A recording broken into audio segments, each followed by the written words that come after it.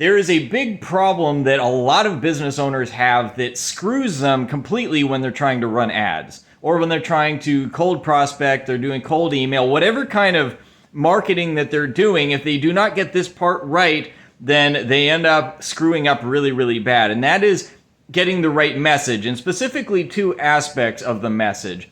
One is the benefit, and two is the mechanism. So I'm going to describe to you what each of those is and how to do it well and how to do it badly, which is what you see with a lot of struggling business owners. So part number one is the benefit. What is in it for the person? Why should they be interested in your offer? Why should they be interested in coming into your world? Now, when you're running an ad, a lot of times you're not running an ad directly to your product. You're running your ad to some kind of lead magnet, something that they get for free, some kind of free training or free ebook or free coupon or something, not directly to the final thing that you want them to buy. Now, this is a thing that a lot of people get wrong. They don't understand this. You gotta get them into your world gradually, right? You can't find somebody on the street and you find a woman on the street and get down on one knee and ask her to marry you when you've never seen her before. There has to be a process. There's a warming up process. Maybe you go say hi, you make some small talk. Then you invite her out for a date. And then, it's an escalation before you get to the point of getting married. So especially if you sell something high ticket, something that's expensive, somebody's not going to just buy your thing just because they saw an ad. They're going to buy your thing after you've built up a certain level of trust with them, after you've demonstrated that you can help them in some way, you've demonstrated that you know what you're doing, and then you're honest and you've built some trust. And they like you and they want to do business with you. And so the best thing to do is to offer something that is very low risk, low investment for them. And the lowest risk and the lowest investment is something that is free. And ideally, something that is easy to consume too. Something that it's not like a full book that's going to take them 14 hours to read. It's something that they can read in half an hour, or a video that they can watch in 10 minutes.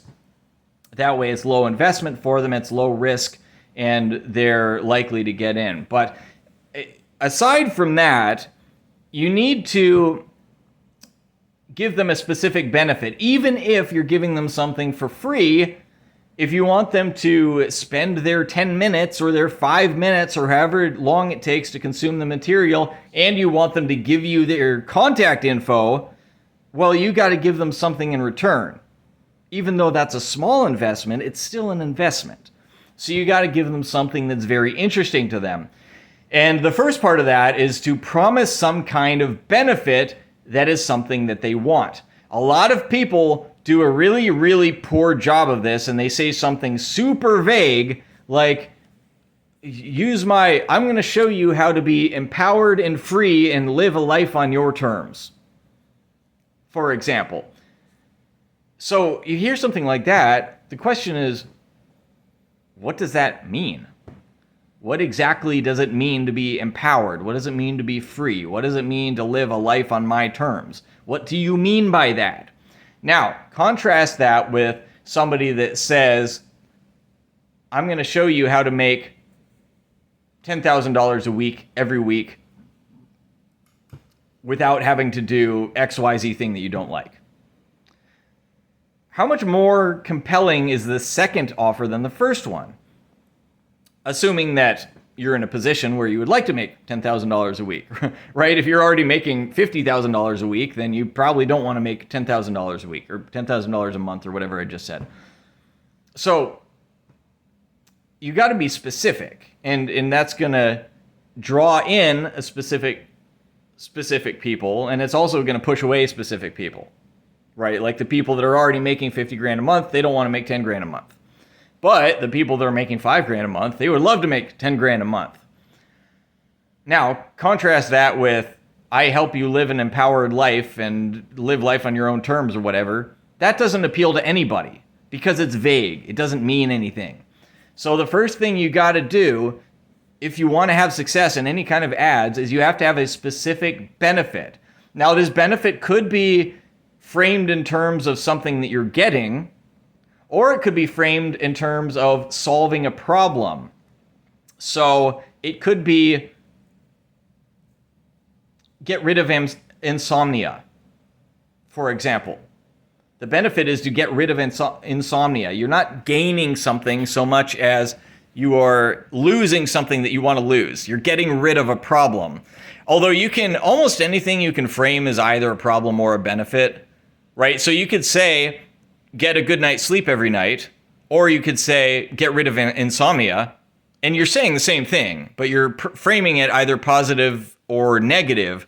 And I personally tend to prefer to use the negative. Not because I think that that's good, not because I'm a negative person, but because most other people are negative people, or that's the way that we normally operate. And so getting rid of a negative is often more compelling to people than is getting some sort of benefit, than achieving some sort of positive. The pain is generally a bigger motivator for people than pleasure is. Now, that's not true across the board. There are exceptions, but in general, that tends to be the case. And it kind of makes sense if you think about it. If you think about, if you're a caveman and you see a pot of gold, and then right beside the pot of gold is a saber-toothed tiger that could kill you in one pounce, what is the more reasonable response going to be? Is it going to be to try to get the pot of gold, or is it going to be to run away as fast as you can? And maybe a caveman doesn't care about a pot of gold, but something desirable, maybe a big woolly mammoth that's was just killed and would feed his tribe for a year. But what would make sense? To get the thing that he wants, or to run away from the thing that he doesn't want? Well, if he tries to go get the meat or the pot of gold and he gets killed by the tiger, then the meat or the pot of gold is no good to him whatsoever, right? Whereas if he addresses the threat first, the tiger, then he can survive another day. And even if he never gets the pot of gold or the meat, he's still better off than if he did try to get the thing and got killed by the tiger, right? So that's why it actually makes evolutionary sense. It makes biological sense that we tend to instinctively focus on the negative more than the positive.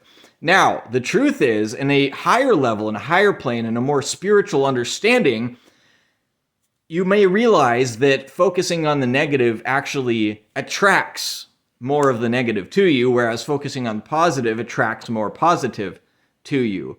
But from just a pure instinctual biological level, that's not the case. We're biologically wired to focus on the negative, so that's why I like to focus on the negative. But back to the point, you have to have a specific benefit that people can point to. If you're saying you're going to be empowered, that is not specific. That is vague, and it's not helpful to it's not compelling to pretty much anybody. So once you have a benefit, so let's say I can help you make $10,000 a month without doing sales calls, for example. That's a benefit that would be compelling. But after you express that benefit, you have to think, what is your audience going to think? The person hears, okay, $10,000 a month without sales calls, that sounds pretty cool. But then they're going to say, well, do I believe this is true? And or how? How exactly am I going to do this? And they're related, because if you have a good explanation for how you can achieve this result that sounds reasonable, that makes sense in the person's mind, then the person is much, much more likely to believe you that it is possible. So if I run an ad that says, hey, I'm going to show you how to make $10,000 a month, and your life is going to be so much better, and you're going to get to travel, and you're going to get to quit your job, and you're going to get to give money to charity, and you're going to have all these wonderful things, and you're going to get to show off to all those people that said that you'd never amount to anything, etc., etc. I'm going pure emotion here. I'm just drilling on the benefits and the pains that would be gone as a result of this thing.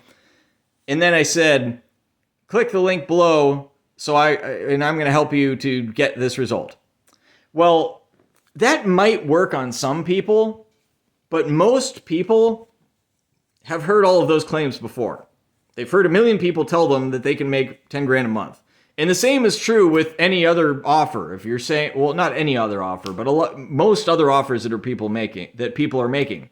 So if you can help people lose weight, if you can help people get more dates, if you can help people find the love of their life, whatever it is that you help people do, whatever your benefit is, chances are you're not the only person in the world that's offering that benefit to people. So if you want to be compelling, you have to give them some reason why they should believe you.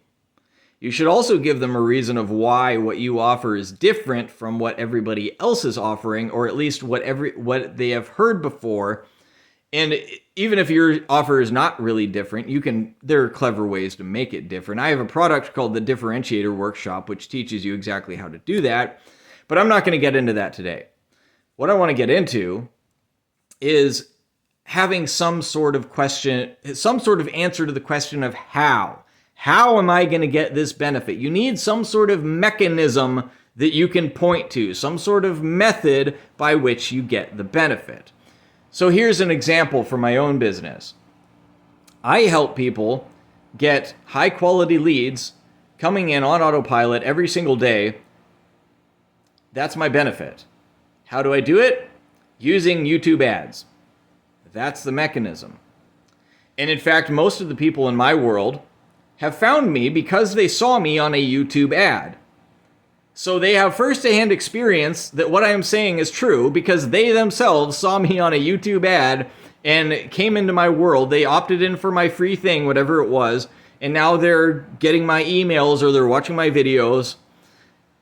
And so it's clear that is reasonable. If I say you can get leads from YouTube ads, they believe me because it makes sense. And there's a lot of other people out there that are getting leads through YouTube ads as well, not just me.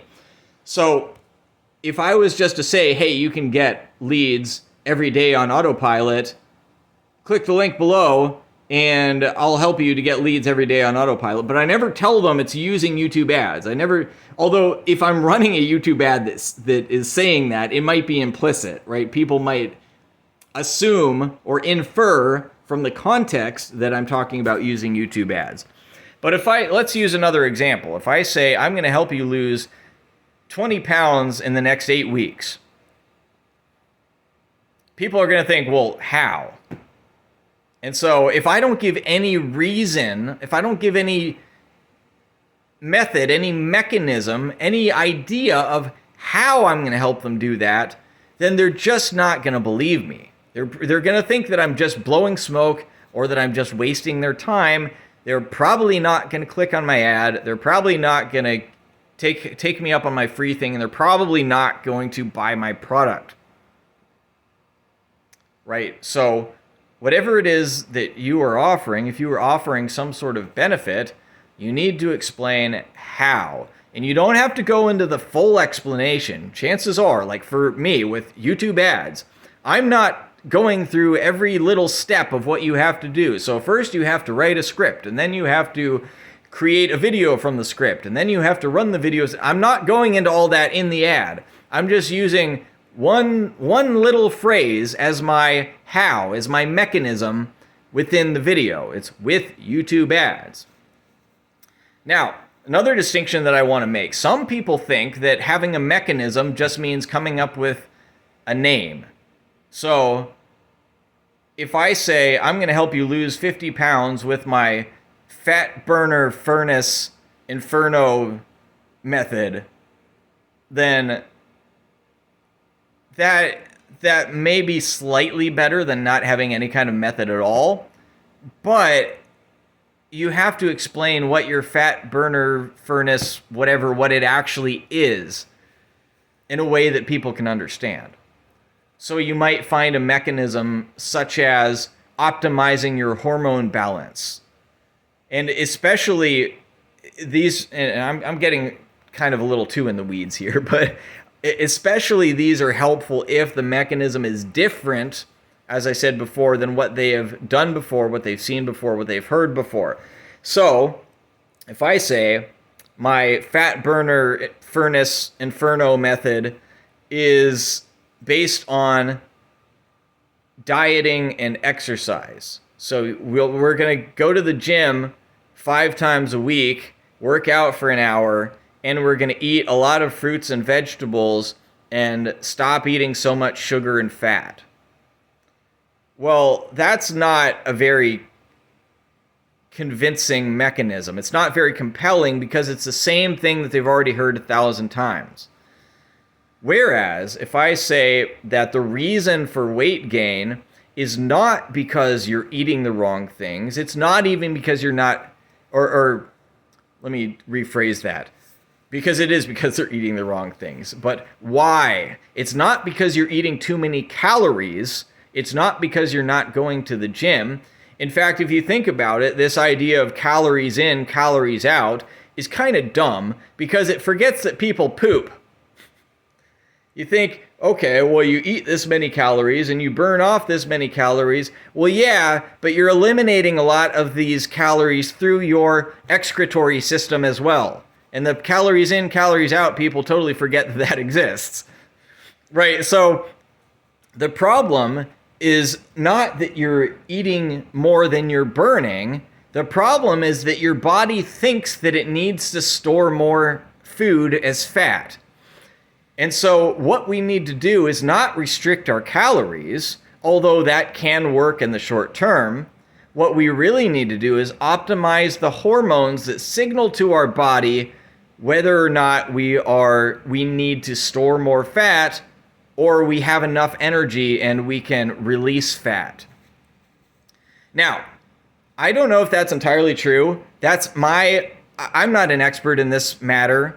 And I've never really been overweight, so I'm not really qualified to talk about it. But that is kind of my understanding of it. And you see how I'm framing it, though. I'm saying, here is a mechanism. It's the optimizing your hormones. That's the mechanism. And notice, it's 3 words. Optimizing your hormones. 3 words. It has a bit of a backstory behind it, but the mechanism is very simple. And so if I say my super fat burner furnace machine is based on optimizing your hormones, well, I'm giving it a cute name, but I'm also giving it a method that's something that people can easily understand. Right? And so that's a very important distinction. So if you're having a hard time with ads, or you're having a hard time with cold prospecting, like you're sending DMs to people, or you're having a hard time with any other kind of marketing method, with organic, with anything, if people are not responding to you, chances are it's because you don't have a strong, compelling, specific benefit, and or you don't have a mechanism that makes sense to people. So give that a try in your business, and I bet it will make a big difference for you.